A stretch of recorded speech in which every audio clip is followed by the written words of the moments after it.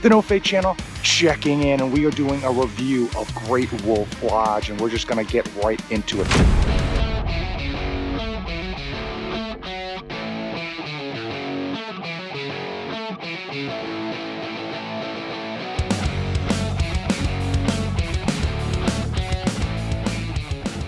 Probably my favorite thing about Great Wolf Lodge, the thing that I think actually delivers the most value, is the check-in time. So obviously with hotels, you have to wait till the afternoon to actually get into your hotel room, but you can check in as soon as 9 a.m. when the pool's open. And once you check in, you can actually go right into the pool, use their facilities, use their restrooms, their showers, their towels, all that great stuff, and just simply leave all your other stuff in the car, and you'll get a text message when your room was ready. For us, our room ended up being ready around noon, which was perfect. It was a great time to take a break, empty the car, and just kind of relax, get a quick bite, and then go back into the pools. To give you an idea of the size of the pool, out of the two, the biggest one is right behind me, and you can see that's almost like kind of like a really big farmhouse that you have there. And it does go up to 5 stories, I believe, on the biggest slide that is there. Now the lines on the slides will vary with how busy it is. For us, we're here on Labor Day weekend, a pretty busy weekend, but it didn't feel like too crazy congested. I think the longest we waited for a slide was about 25 minutes for like the ultra biggest one that they have that people were really clamoring for, but everything else was like 10 minutes at tops. Now by far the best slide that they have there is their most popular, and is the one that you're going to wait the longest for, and it actually drops you in to this big basin over here, and you basically almost like a skateboard ramp. You're going to be doing this for a few turns before it finally shoots you out.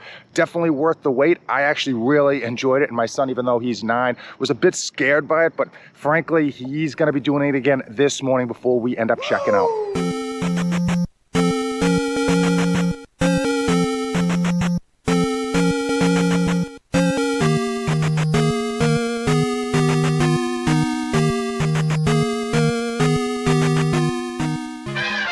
Now, when it comes to any type of family vacation spot, guess what? The world ain't all sunshine and rainbows. And you know some of these things you probably can see coming a mile away, but I want to just bring them up. When you first sign up to stay at the hotel, they want to upcharge you on these pup passes, and I will tell you that they are not worth it. Most of the stuff that they give you just doesn't add up financially, and if your kids are like mine, there's going to be stuff that they really enjoy and stuff that they're not going to want to be bothered with, and if you pay a la carte, you're gonna end up just basically saving money and spending your money on stuff the kids actually want. The biggest attraction besides the indoor pool has to be the Magic Quest realm that they sell you on. You can buy a wand and you go through and do all of these great magical quests in order to complete the challenges, and that is probably the biggest upsell. Now my kid who was 9 had zero interest in it, but I did see a lot of kids who were really involved with it. I will say it didn't look that impressive for me. It looked like you just had to go to station, put your wand in front of it, and frankly that was it. And overall I wasn't completely impressed with it, especially where they were charging quite a pretty penny and trying to upsell you again on not only the wand but the actual spells you can do with the wand. And from what I've heard from people I've talked to, you don't need the crazy expensive spell to actually complete the challenge. It just takes you slightly longer if you get the base model. So something to be aware of. Of course, your kids may love that. They may want to dive right into that, but my kids had zero interest. Boats and floats. This is the wave pool, which my son seems to really enjoy. As he's still currently learning to swim, this is one of the attractions we really haven't been able to pull him out of. Now, most of the food options here are your typical bar-style food: hamburger, hot dog, pizza. I will say the food that we had, which was a hot dog, a hamburger, and a supreme pizza, frankly, the prices were reasonable for a vacation spot, and the food was okay, right? It was exactly what I expected, bar food. They do have a sit-down restaurant and buffet, but we know our kids, and they were not gonna eat anywhere close to the amount that it was gonna cost us to actually sit at the buffet or at a full-size restaurant. One of the nice things about having the parking so close to your hotel room is you can just bring a whole bunch of snacks and food with you, and that's what we did. So for breakfast, we're eating in the hotel room, and lunches and dinners, we're getting like a hamburger and then giving the kids the snacks that we know they like that are slightly more healthy than the stuff that they have here. I need to give all of you a massive thank you. You have been using my affiliate links, which are in the description of today's video. Not only do those links help me live this lavish lifestyle, but they do help support future videos. When you use those links, let me know so that I can send you a small token of my appreciation. As far as how long you need to stay here to get the whole thing, I would say 1 day max, really. We're ready to check out, and we're going to use the pool once it opens at 9 a.m. and then we're going to peace out and just probably only spend 3 extra hours at the pool and have done everything we possibly wanted to do here at Great Wolf Lodge. I will say if you get here early, especially on the check-in day, you're not going to need a second day whatsoever. You can bang through everything they have to offer in no time. Here we go! Wait a minute, I'm backwards. I'm backwards! Whee! Whoa! Wow! This is crazy!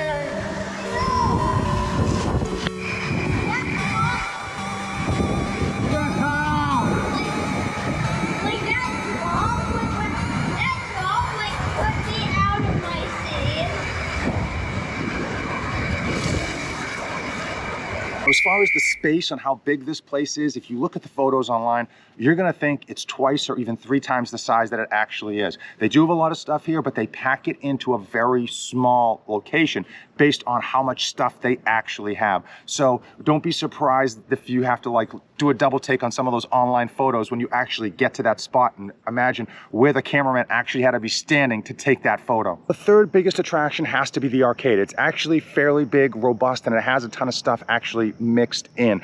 I will say there's only 2 different types of games. One is the claw, where you have to kind of go down, pick stuff up, and the other type are ones where you earn tickets in order to buy whatever junk they have behind the counter. Now, my kids, they love that. They got the tickets, and there was like nothing behind the counter. $75 worth of tokens to get that. $75. I'm not kidding, literally $75. Everything in here in terms of playing is like just some crazy amount of actual coins or whatever they call it in order to make you not think you're spending money, but it's, whew. We got $75 on one card, and putting everything on one card actually got us bonus coins in order to play the games. The games are extremely expensive. I thought that $75 was gonna last us about an hour. Keep in mind, it's just my son, my daughter playing games. I didn't play any games, and my wife only played a few games with my daughter. We were not even there 30 minutes before we ran out. Just as a quick example, this game is 11.9 paws to play. I don't know how much that equates in terms of money, but it is easily over $2 a swipe.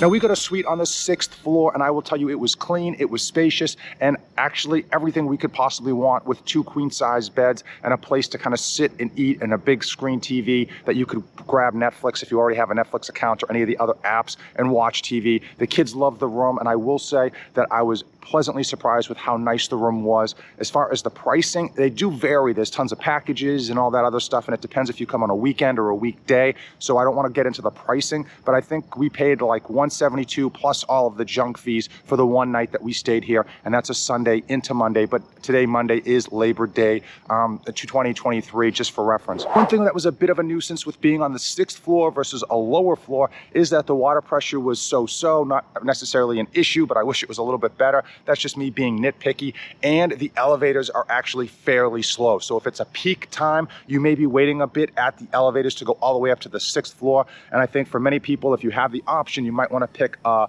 actual room lower in the building. Will we be coming back after our one-night stay? And the answer is no. There's really nothing else to do here. Maybe if for some reason the kids really want a water park in the wintertime, that might be something to do as a fun trip. But honestly, there's not much else you need to be doing here after one night. Now, Fitchburg is fairly close to Boston, relatively speaking. So maybe if people were vacationing and they wanted to stay here multiple nights and then leave the hotel in order to do outside activities, that might be worth it. But I don't know if you're necessarily overpaying for the stay here versus another hotel in the area. If you want to see another great video, then check this one out. Otherwise, you and I are now officially best friends. That's right, Tango and Cash. Thanks for watching, and don't save anything for the trip back.